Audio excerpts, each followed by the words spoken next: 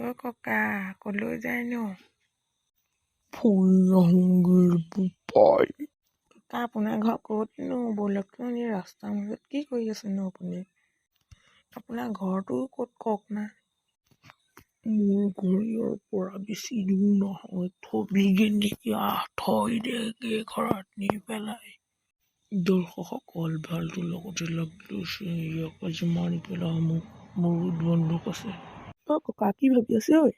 একো নাই ভবা। মই ইয়াক মাৰি পেলালো।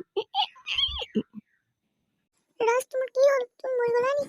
তোমাৰ মূৰত এখন ডাঙৰ তৰোৱাল আছে। তোমাক কোনে মাৰিলে? একো ক'বই পৰা নাই। ময়ো মৰি থাকিম। মই মৰিলে নহ'ব, মই ইয়াৰ বদলা ল'ব লাগিব। মই এতিয়া অতি শীঘ্ৰে পুলিচলৈ ফোন কৰোঁ।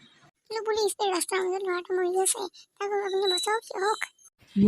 হত্যাকাৰী হওঁ। অ' ন', এইখিতক আমি বচাব পাৰিম। খাটাং নহ'ব, মূৰত চুৰি ভৰাই দিলে।